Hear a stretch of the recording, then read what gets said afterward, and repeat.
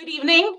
To begin, we would like to acknowledge that the history of our site does not start with Europeans. The town of Ridgefield exists on the ancestral homelands of the Ramapo, Munsee Lenape, and Wishquaesgeck people. They were the original stewards of this land on which Keeler Tavern Museum and History Center stands today. We thank them for their strength and their resilience in stewarding this land, and we hope to continue their legacy of protecting this site and its history. So welcome to Taproom Tastings, a virtual conversation about historic trends in food, drink, and culture. I am Catherine Prescott, Chief Curator at Keeler Tavern Museum and History Center in Ridgefield, Connecticut, where I am streaming from the 18th Century Tavern's tap room.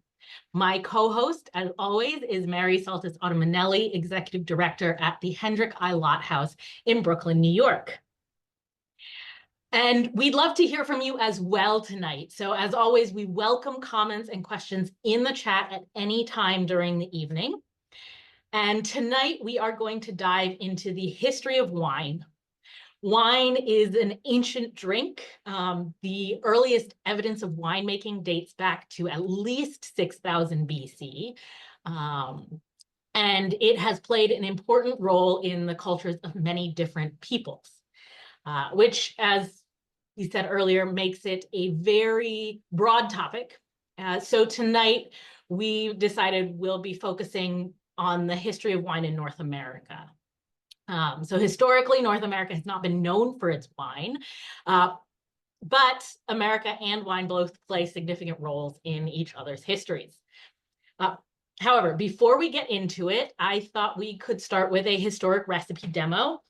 We haven't done one of these in a while, but I dug into my collection of historic cookbooks to find a recipe featuring wine. And the one I found that I thought would make a good demo is called Wine Chocolate, because what we all know, wine and chocolate go well together. So why not just serve it all together in one go?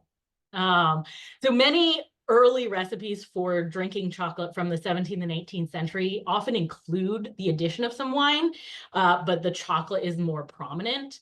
However, in this recipe, which is from the Cook's and Confectioner's Dictionary by John Knott from 1726, the wine plays the starring role. It's a very simple recipe. You just dump everything into a pot and heat it up. So I have some chocolate. I pre-melted my chocolate because otherwise we'd be here forever waiting for it to melt. And then into that, I'm going to add a wine that was commonly available in the 18th century. I'm using port. The recipe also suggests sherry, so a fortified sweet wine. So I'll add that to my pot. And then because 18th century chocolate is not sweetened, it doesn't come sweetened, we need some sugar and also some flour or cornstarch to help thicken the whole mixture.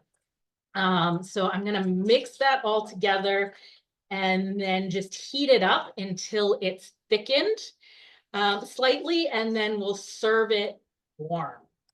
So while I'm waiting for my wine chocolate to warm up, I thought we could start with something that I didn't realize would take so much of my research time, which is figuring out what exactly wine is, like what the definition of wine is.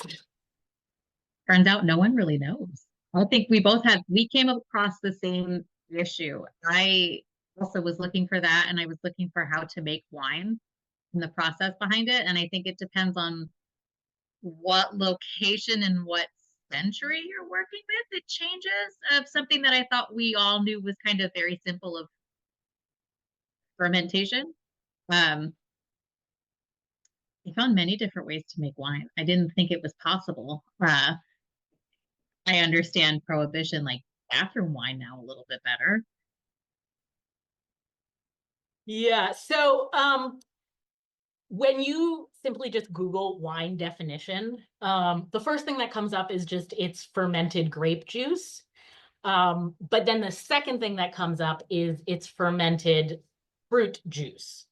So any juice, fruit juices, which makes a lot of sense to me at first. And then you get into examples that show up in these lists of lists of types of wine. And you get honey wine, which is also called mead.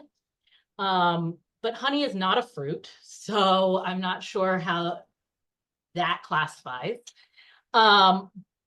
And most experts agreed that mead or honey wine is a different thing than wine, but it's made in a similar way.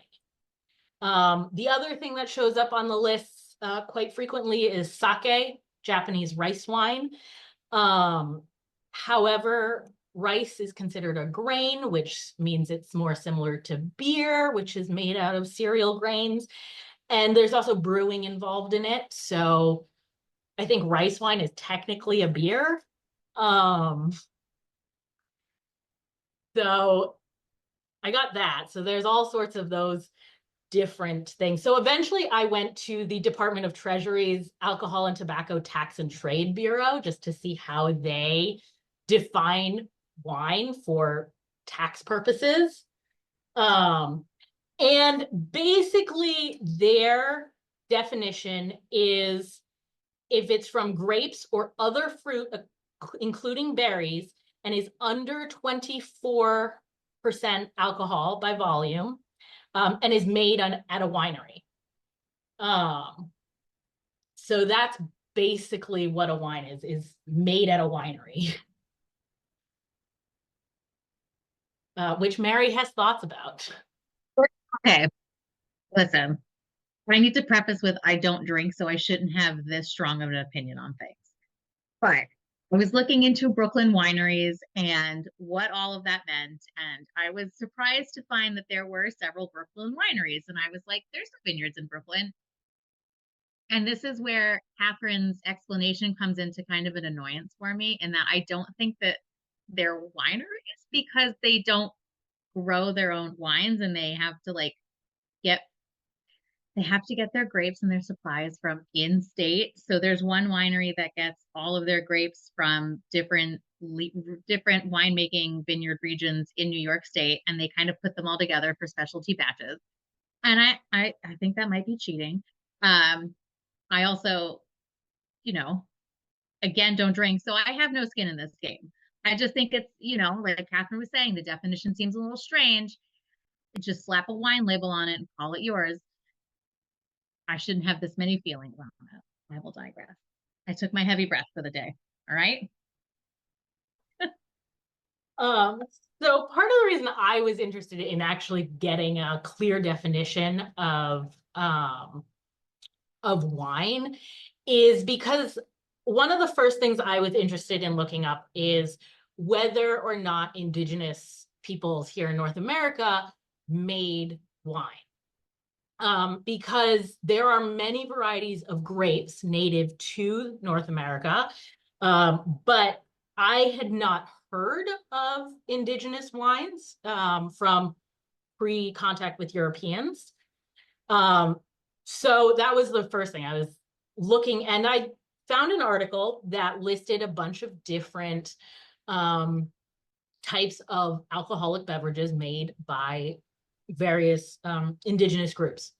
And they called a lot of them wines.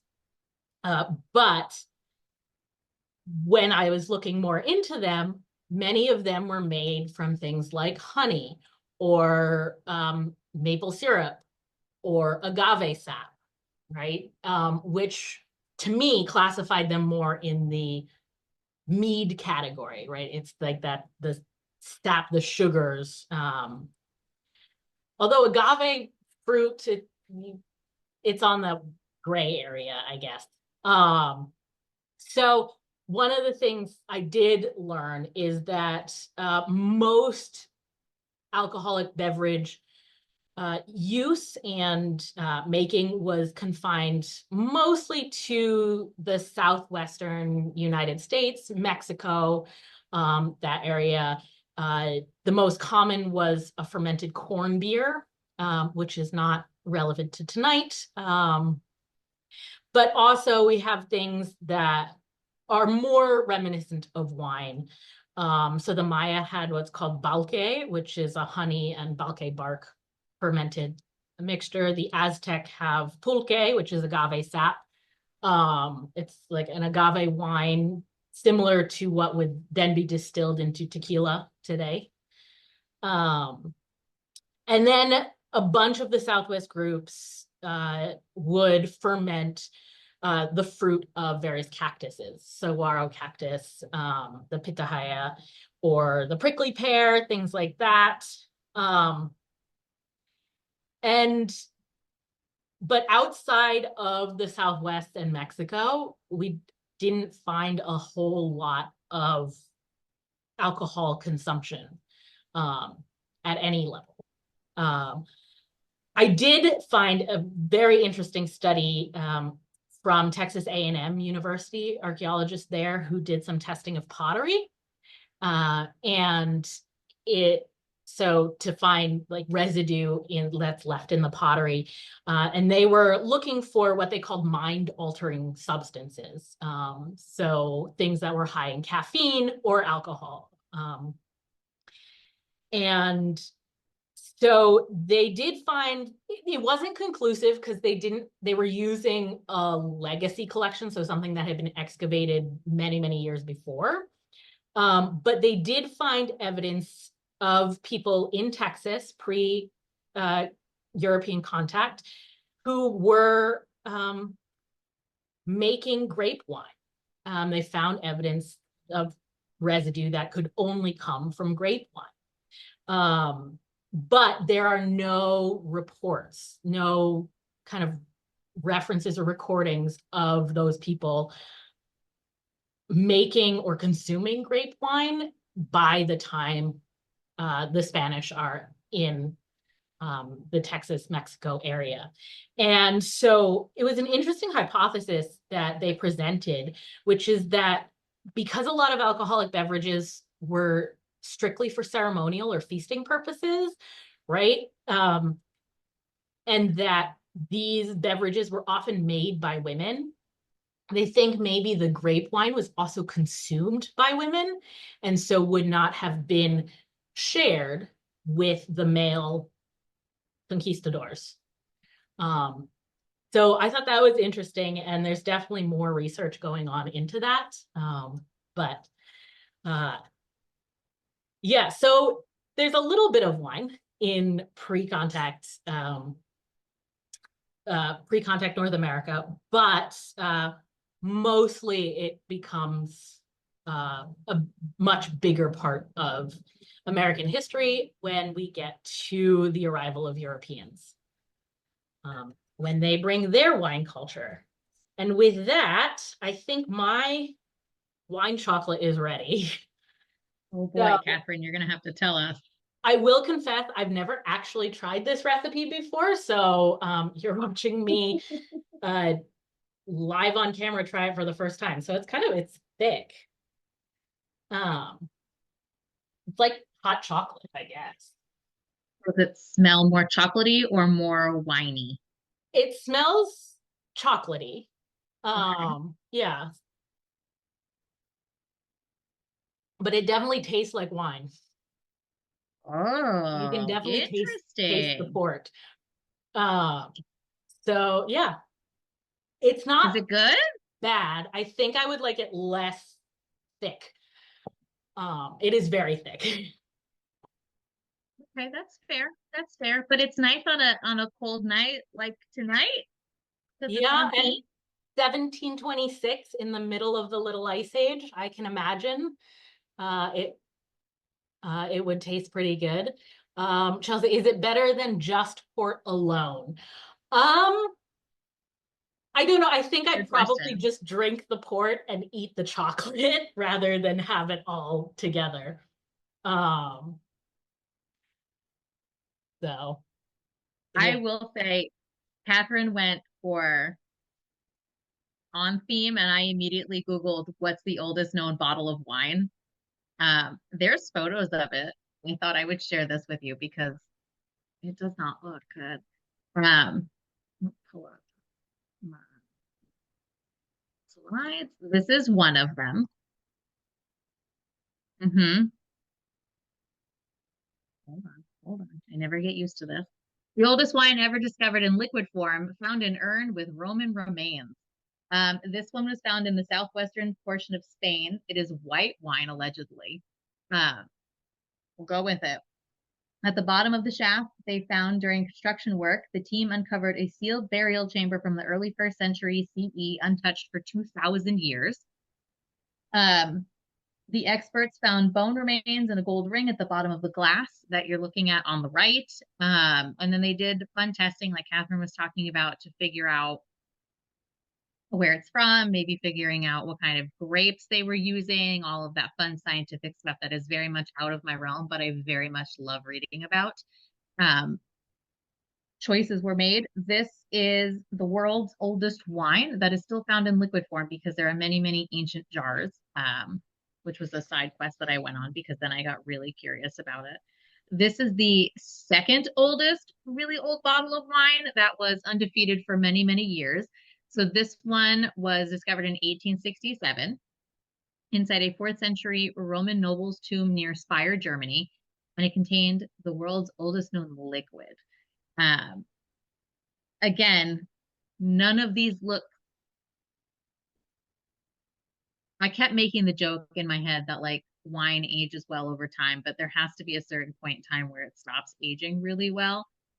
So this is on display in a museum in Germany, and they were doing really cute social media posts about it when I was Googling this. So I love that they have a sense of humor. But choices were made. But there were definitely scientific research being done. I was looking into King Tut's wine that was found in his tomb as well, very off topic. And they were able to figure out, I think I have photos somewhere. Yes. So in King Tut's tombs, they were able to figure out during doing scientific research testing on a specific chemical found in one of the grapes that they were able to determine that it was in fact white wine when it was only believed that there was red wine in ancient Egypt. So that's fun. Very off topic. Still cool though. You got to show the oldest. Yeah. What I want to know is if anybody tried any of that old wine. Because I wouldn't put it past an archaeologist to have dipped a Like finger. Yeah. oh, I hope not. No, I'm sure they were much more professional than that. Than my 6-year-old, much more professional than my 6-year-old. I hope so. Um, so to come back to North America, Sorry. as I said, Europeans found a wide variety of native grapes all over the country when they arrived. The Norse Vikings even called this land Vineland because it was covered with grapevines. However, the various European settlers did not find the native grapes satisfactory for making wine. They were not they didn't like the flavors, and so they made many attempts to grow European grapevines, grape varieties here in North America. The first vines were brought from Spain, brought up through Mexico, and planted by Spanish missionaries. And the first English attempts at wine came as soon as they got off the boats in Jamestown and in Plymouth. And perhaps one of America's biggest sins in the eyes of the English was that Virginia could not become England's Bordeaux region. So unfortunately, that counted against us. But that didn't stop people from making wine out of these grapes, even if they didn't like them.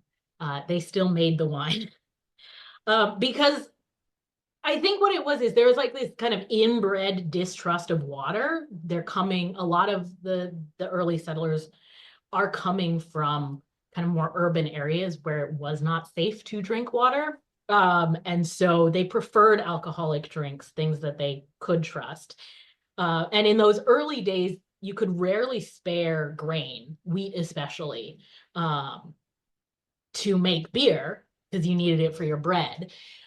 So they kind of got on with making their wine out of inferior grapes.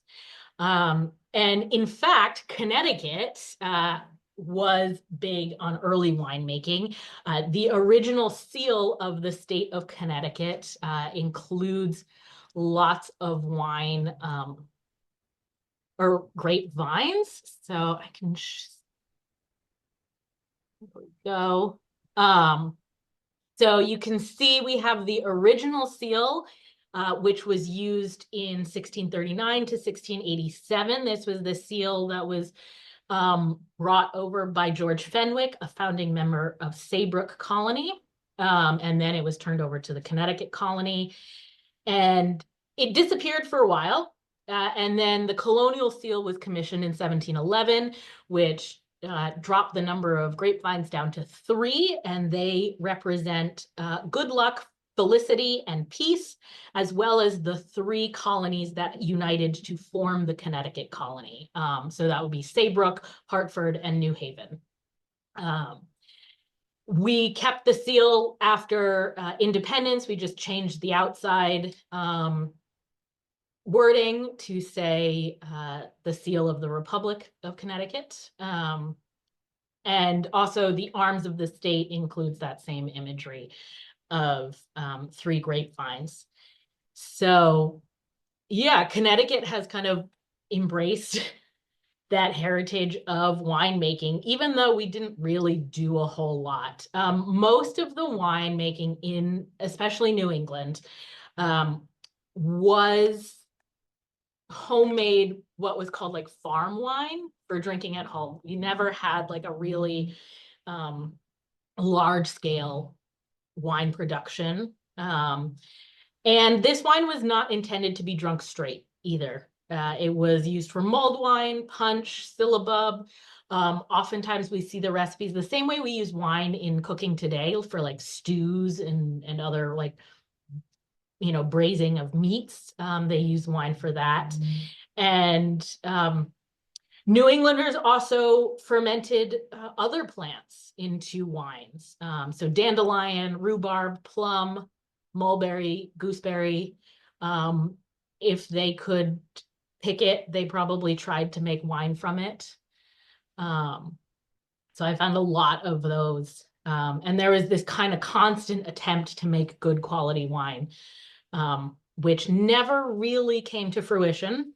However, by the early 1700s, there was a dense enough population that it was made regular trade from Europe feasible.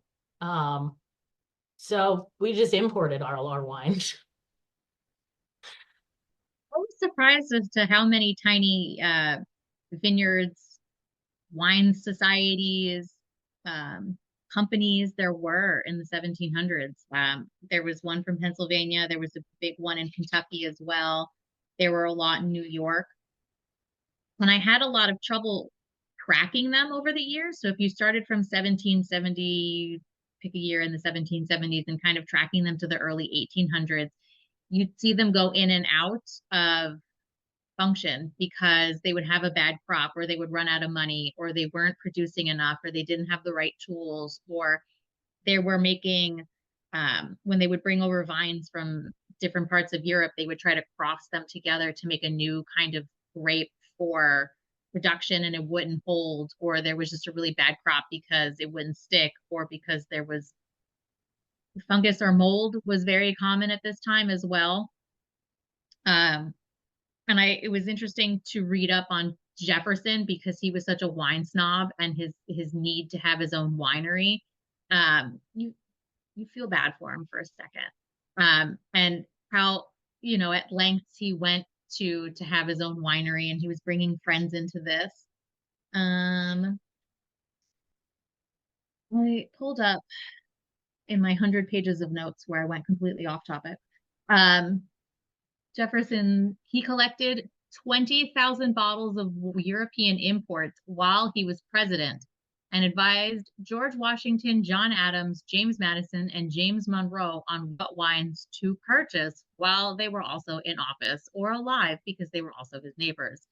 Um, I loved reading up on how he became this like really connoisseur of wine, and it was primarily because he was the ambassador to France. Like he was there, he was around all of this good wine, he knew how to taste it.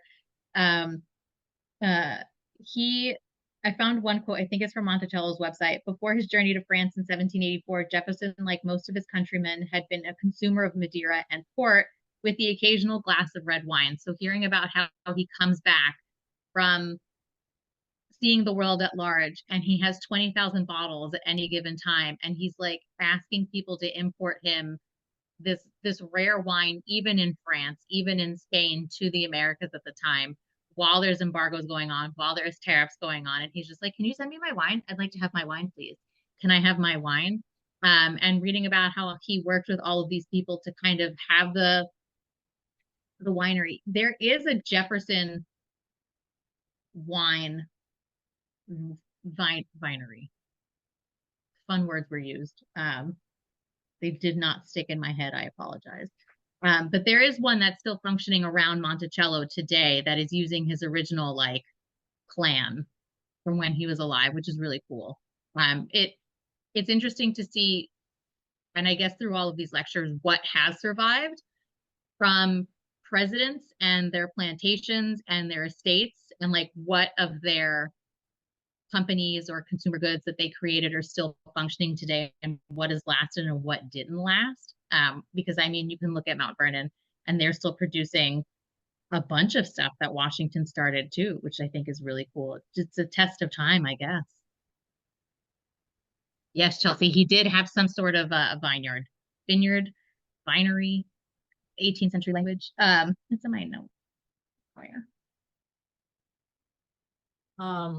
Yeah, so one of the things that we kind of looked at a little more closely was Madeira, which was widely regarded as the most popular wine of the 18th century in the British colonies, especially.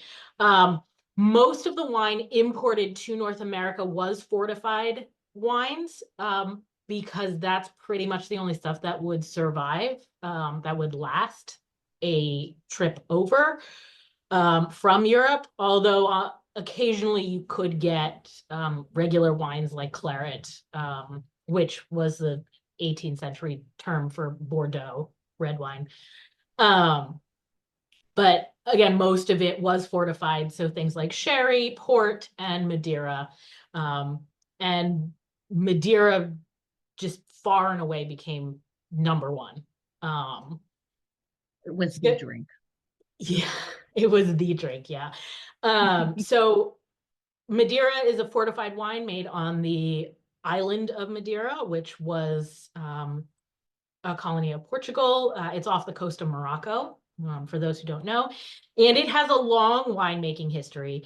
And it's one of the things that was very interesting is it's very unique climate and environment kind of made it this perfect place for making this particular wine. And so it's a white wine that is fortified with a grape liquor. And one of the things, so Madeira, because it was a standard port of call for ships leaving Europe and going either to Southeast Asia or the Americas, and it was kind of one of the last stops before you hit open ocean. So basically everybody stopped in Madeira, onboarded a whole bunch of wine, and shipped it all around the world. And on these ships, the wine in these barrels were exposed to high heat and a lot of motion. And it was discovered that this made like this really good wine that also wouldn't spoil. So like Madeira basically could keep forever. And I know that there has been, stashes of these Madeira bottles that are found when they open up walls in these old buildings and stuff like that that are still drinkable wines. And so one of the things I found is that there were two types of Madeira you could get. One was called Vinho da Roda, or wine of the round voyage. So it was wine that was put on a ship, sent to the Indies, and then brought back and then sold. Or it was passed through Southeast Asia. It was called shipped via India. And there's a big debate on which one was better. Either, West India Madeira or Vino da Roja. So I don't know. I don't think anybody ever did an official taste test, but that was a big debate I found. I can imagine. Yeah. But Madeira was also really popular in British North America, especially because it could be imported tax-free, because there was a long-standing trade agreement between England and Portugal.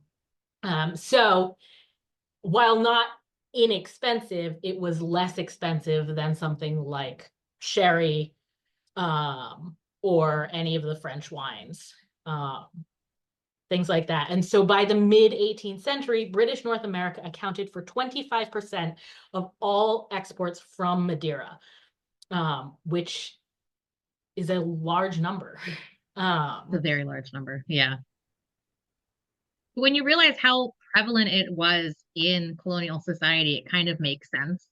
I was reading up on it, and there are varieties, like you were saying, there's two different kinds, but there were varieties. So when they would make Madeira, they would season it depending on where it was going. And every colony had their own favorite blend. I found Philadelphians liked sweet golden varieties, and New Yorkers favored sugary red, which was lower in alcohol content, which I thought was very counterproductive for my brain. And it really kind of was everywhere. I found a list on the internet that was like all the times the founding fathers drank Madeira, and it was more extensive than I was expecting. It was used in 1774. John Adams reported to his wife that during the First Continental Congress, when they would get really frustrated, they would break out the Madeira and drink. It was used to toast after the Declaration of Independence was approved. And then reading up on how much Washington drank Madeira and traveled with during the war was, they're called, he wanted to fill 700 bottles in 1 year while he was traveling. During his first term as president, order details from the first presidential manor show orders for 6 pipes of Madeira, which is a very large amount. And how much they drank was extensive. So watching it kind of fall from grace after the revolution was really interesting to watch those numbers just like severely drop. And how it's now kind of just this offhanded dessert wine is really interesting, because I think everybody kind of toasts back to like, oh, it was Washington's favorite. Oh, they all drank it. It's like an antique now. I would be interested in trying some of these like sugary florally ones. I might break my no drink rule for this. So wine, Chelsea, some of it was for revolutionary elite. Early production of wine, if you think about bottle production and cork production, was not as it was today. So a lot of it was, like Catherine was saying, made for individual use, did not travel well, did not hold up well, did not mix well on a ship if it was going too far. So it really depends on the industry of bottle making, which is not quite on topic, but is kind of on topic, that we both kind of looked into, of making it sturdier, making glass thicker, making it better prepared to be shipped long distances. And the invention of the cork is hilarious, that it comes after all of this. It's like finding out that the can opener was invented before the can. That's for next season. But it could be for both. It depends on how you're feeling at that Yes. point in time, I guess. So like these farm wines that were kind of more made at home, were available to anybody basically, because winemaking, you make the juice and kind of let it sit, and it's technically wine. Um, and but imported wines, yes, they tended to be more expensive, and were only available to kind of the more upper class. However, I did get a chance to look into the ledgers of Timothy Keeler to see if he was selling any wine in his general store here in Ridgefield. And I did find quite a bit of it. So we have Timothy Keeler's ledgers from 1772 through the end of his life in 1815. Not every year, not all of them, but quite a number throughout that period. And so I started with the earliest, and it does show up starting about 1773. And we have two entries from his 1773 ledger. Martha Keeler buys a pint of wine in June of 73, and then in April of 74, she buys another 2 quarts. And then on the right-hand side, we have John Andrews, who buys 5 gallons of wine in January of 1773. I assume it either he didn't like it, or it didn't it lasted him a long time, because he doesn't show up as buying wine again for the next 2 years. But I also did a little calculating just to see how much kind of wine per gallon it was being sold at. And so roughly 6 to 8 shillings. And I did some calculations. And so 8 shillings in 1773 is roughly the equivalent of $81 today, or in 2024. So that would be $81 per gallon of wine. In yeah. So, and people don't generally buy gallons of wine. So before the revolution, Timothy was selling wine, not a whole lot. These are the only entries that I could find. I'm sure if I go back next week, I will find a ton more, because that's the way it always happens. But after the revolution, he is continuing to sell wine. In June and July of 1790, there's several entries here, and you can see the prices stay about the same. What does really interest me is that he's charging different people different amounts per gallon. And I'm wondering, even though the entries just say wine, I'm wondering if he's selling different quality wines, right? So maybe Jonathan Andrus is buying a higher quality wine than Josiah or Joseph, because they're buying cheaper wine. Now, right around this time, June, July 1790, is when the second tariff is signed by President Washington. That puts a 5% flat rate tariff on all imported goods, with higher values on wines and spirits. So the Tariff Act of 1790 placed a additional tariff on Madeira wine of the quality of London particular per gallon, 35 cents. Other Madeira wine, 30 cents. Sherry wine, 25 cents. Other wines, 20 cents. And so I was interested to see if that affected the prices that Timothy was charging for the wine he was selling. And and I skipped over this. So we also, in addition to knowing how much Timothy is selling out of his store, we know how much he's bringing into his store because we have bills of sale from his suppliers. So these bills of sale are from 1790, 1791. So right before the tariff went into effect. And Timothy is purchasing wine from his suppliers in New York City at 4 shillings 9 cents per gallon. And he's buying 31 gallons of wine at a time, which is it's quite a bit. And it's then being sold on to the people of Ridgefield. So after the tariff goes into effect, Timothy again buys 31 gallons of wine from Isaac and Andrew Koch in New York City, and he's now paying 5 shillings 3 cents or 3 pence, which is a roughly 10%, 10.5% increase.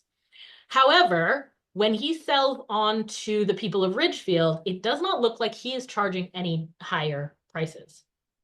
Because in 1793, he charges 6 shillings per gallon. 1794, it's 8 shillings per gallon, which is pretty much what he was charging to folks earlier, before the tariff. So I thought that was pretty interesting, just how this was affecting the people of Ridgefield versus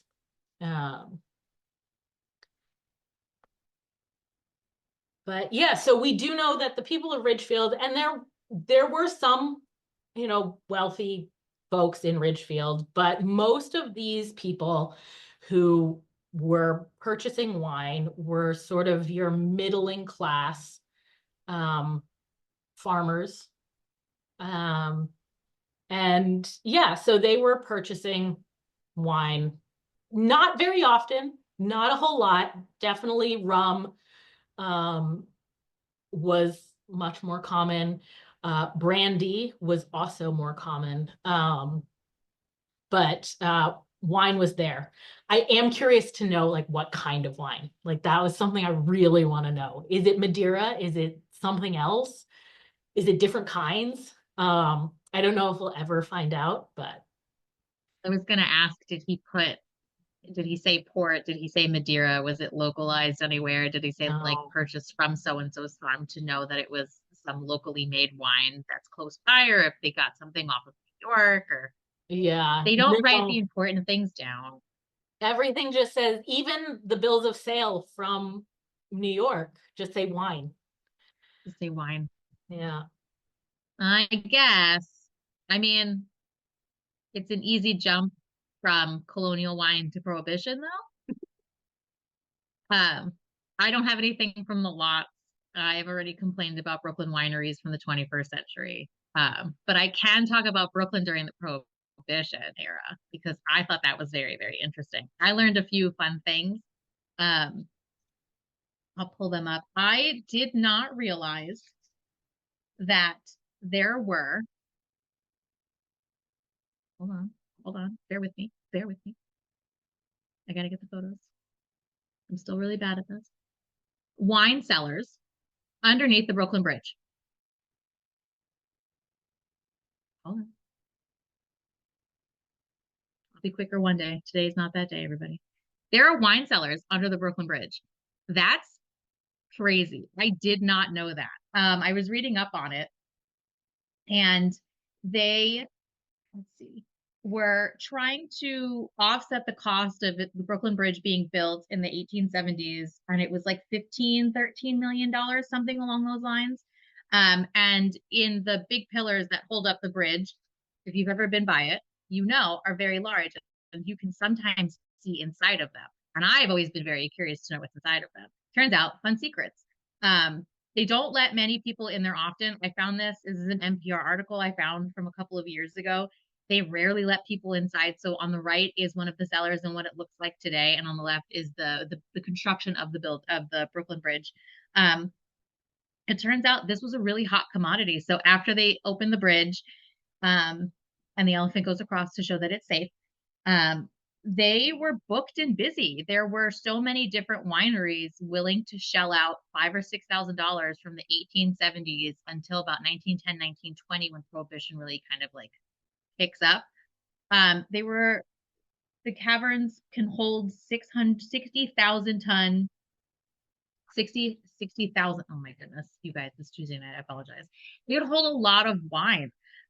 They had, over the course of the 40 years, they had several small wineries fork over $500 a year to rent a wine cellar. Sorry, not $5,000, but there were many different wineries adding up to about $5,000 to $10,000 a year to help offset the construction of the Brooklyn Bridge. I think I might start emailing Open House New York to see if they'd be willing to give a tour of that. I know there's so much construction around the Brooklyn Bridge on a regular basis, but I think this would be so cool to go into. Obviously, when Prohibition hits, these become empty. They're the first thing that's checked by the agents that are sent to New York, which is a shame. And then during Prohibition, where is it? Oh, sorry. We have to show Lucy, right? In Italy, making wine. It wouldn't be an episode without it. I feel like that's necessary. I guess I don't have a photo of the Brooklyn Navy Yard, so I'll leave these up because it's very cool. The Brooklyn Army Terminal, not the Navy Yard. I always get them mixed up. I apologize. The Brooklyn Army Terminal was a place where they would hold liquor after it was confiscated in New York during Prohibition. The agents would collect everything and they were told to dispose of the liquor primarily through smashing all the bottles on the pier and letting it run off into the water.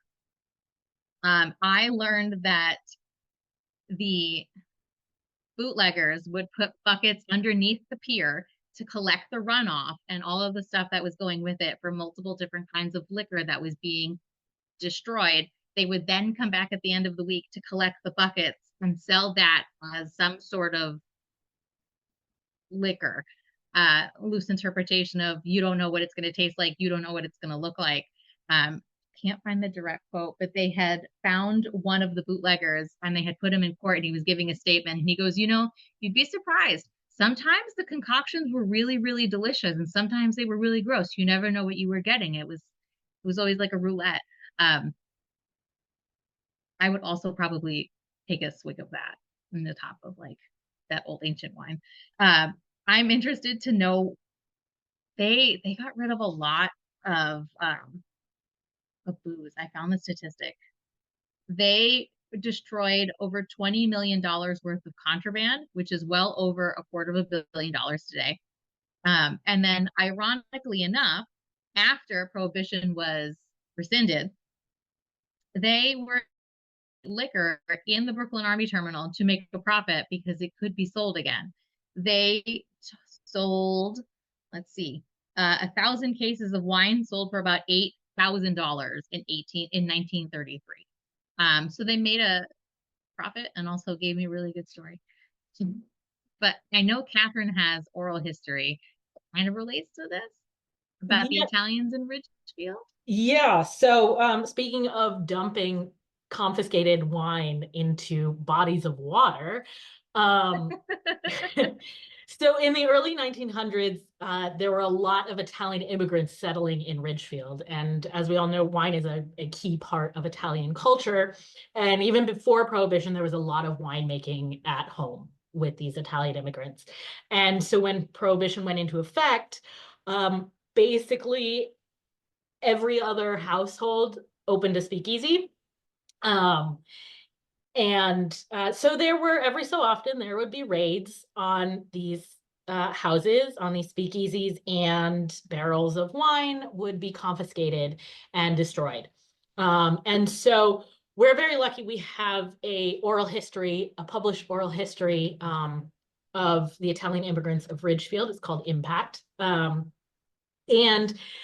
There's a couple of stories in here about raids on speakeasies. And one that I found very funny and similar to Mary's story about dumping the booze at the Navy Yard is that there was a raid on a speakeasy um, on North Salem Road, and they discovered 3 barrels of wine and cider. And they took those barrels of booze and what it says is removing the barrel from the secret hiding place, the troopers rolled the barrels to the nearby Titicus River. With strong blows of their axes, the troopers smashed the barrels. The wine spilled into the water. At the same time, several farmers downriver were watering their cows at the banks of the Titicus River. And with lapping tongues, the cows took in more wine-laced water than normal on their evening drink.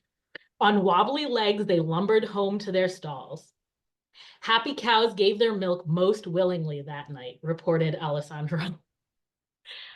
Um, so it was a frequent thing where confiscated wine would be dumped into, rivers and streams and things like that, and either drunk by the cows downstream or people would try and collect it. Here in Ridgefield, there were several stories about happening surrounding speakeasy raids on speakeasies.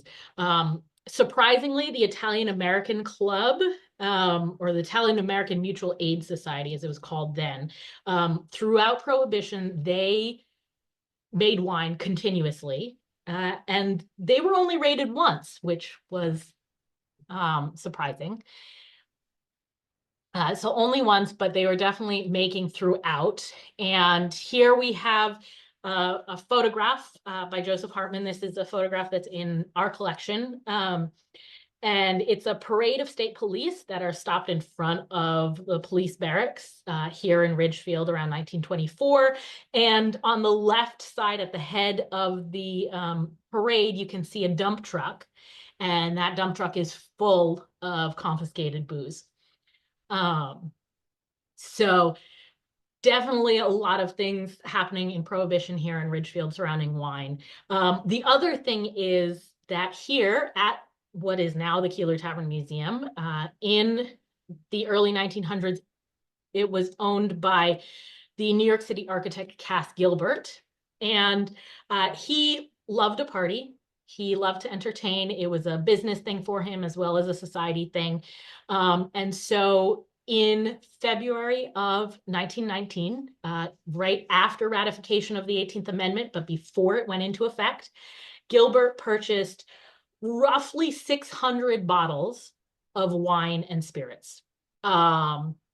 This is a receipt from that purchase, the original Incredible. at New York Historical. They were kind enough to give us a copy of it.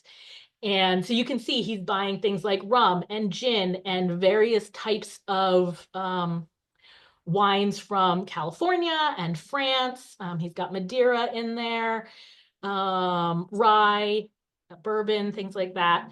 But so yeah, it's roughly 600 bottles.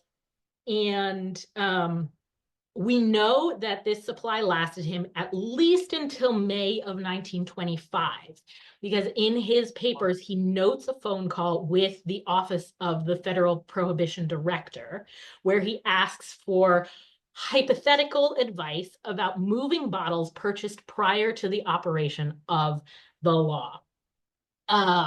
So at least in 1925, he still had some alcohol in his stash. So I always find that kind of fun, and it gives a little insight into Mr. Gilbert's Incredible. thoughts about the law. When we were looking up prohibition stuff, I found it very intriguing how easy it was to kind of skirt around all of these laws. I think prohibition might be an episode for next season. Just an FYI. I was able to find what were called grape bricks, which were crushed up juice concentrate. I have photos of them. And I was able to find it, oddly enough, just on like one personal blog. I wasn't able to find like sources for it, which I thought was, of course. Let's move this over and we'll do full screen. These would come from California, who had such a booming grape population, were able to get around a lot of the prohibition laws under the Volstead Act.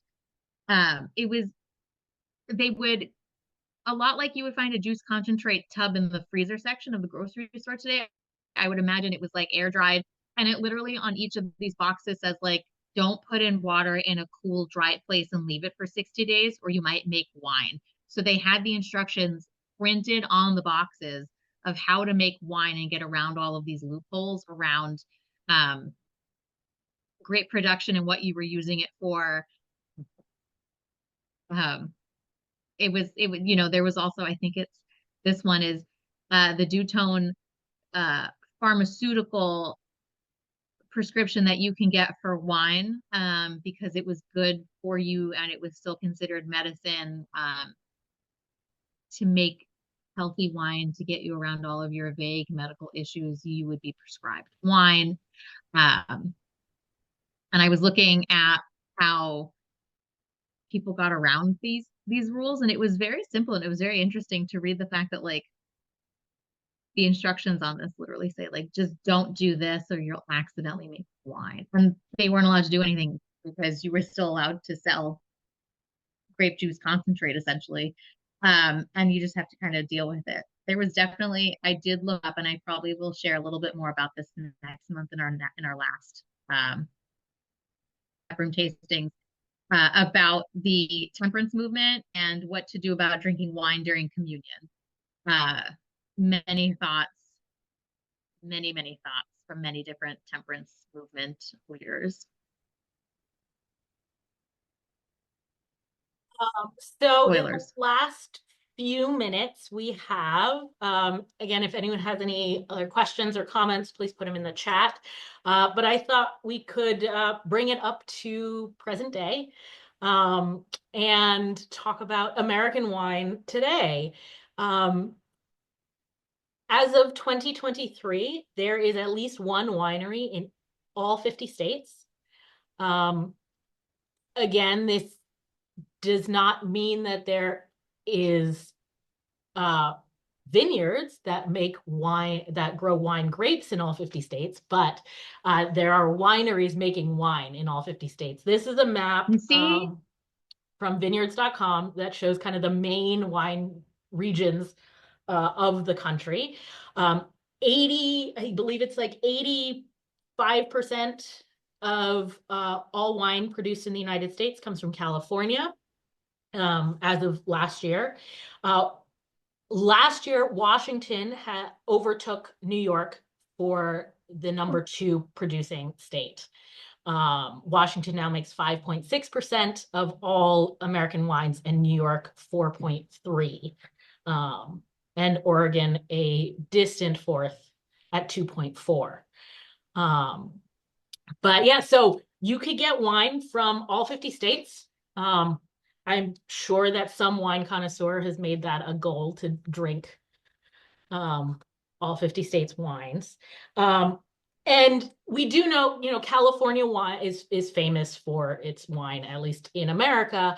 And there has been a kind of a debate of how it stacks up to what might be called old world wines, like French wines. And so in 1976, for the American bicentennial, there was what is called the Judgment of Paris, reflecting to Greek mythology.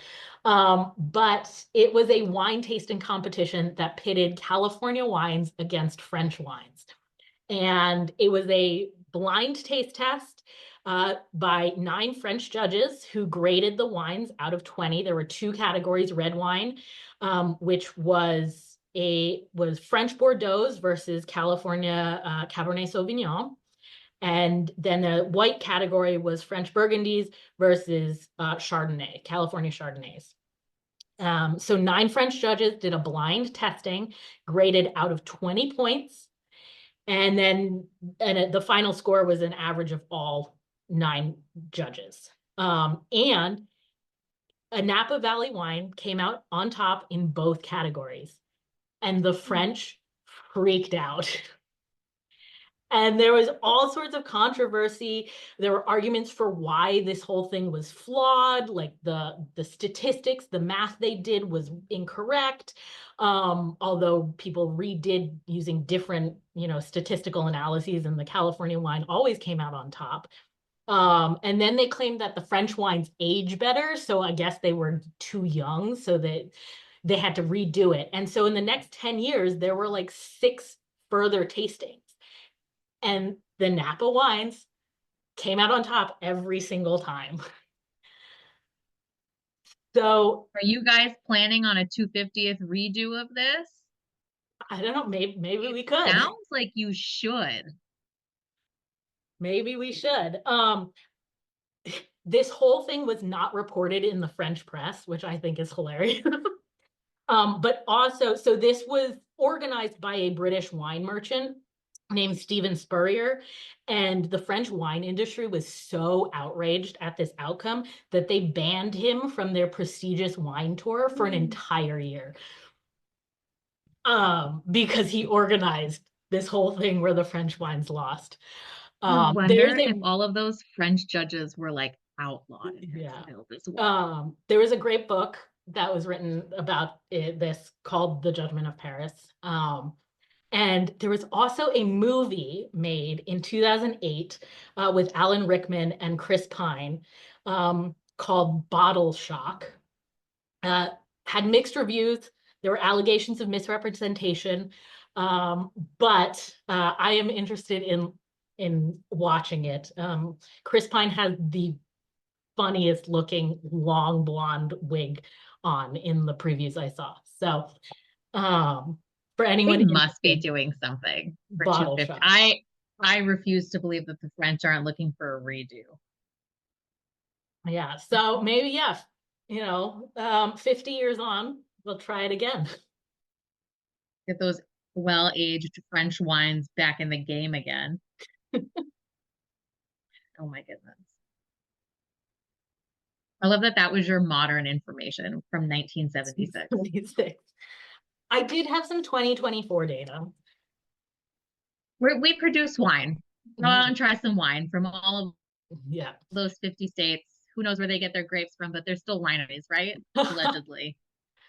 One last thing I feel like I should say is Connecticut has a Connecticut wine trail that features 33 wineries. And you can see the closest one to us is in Newtown, Connecticut. But there's a great book that I found at my local library called A History of Connecticut Wine that talks about some of these wineries that are on the wine trail. So if you're interested in trying Connecticut wines, you can check that out. And maybe we'll put that up against the French.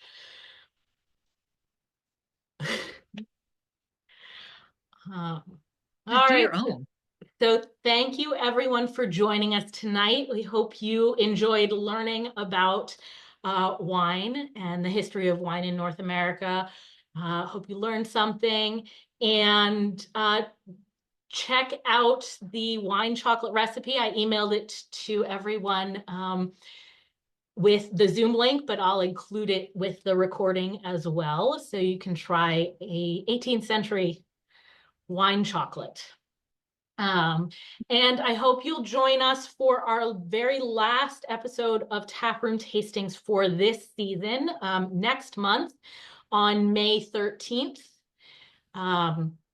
And we will be talking about 19th century health and wellness and how food is involved in all of that. Should be very interesting, a very fun way to end the season. So I hope you'll join us for that. And yeah, so everyone have a great evening. Have a glass of your favorite wine. Or apple cider, Apple or cider. sake, or all of the different classifications that Catherine figured out. Well, they make non-alcoholic wines now too. I would rather just honestly have like sparkling apple cider. Yeah, probably. It's like weird health food. Like I'd rather just eat the Reese's peanut butter cup than the for like slow one. You know what I mean? Like I'd rather just commit to the bit. I Yeah. say this as a vegetarian who eats like faux burgers, like Beyond Meat burgers, but listen, I'm fascinating. It's different. It's fine. All Thank right. you, Good night, everyone. everybody.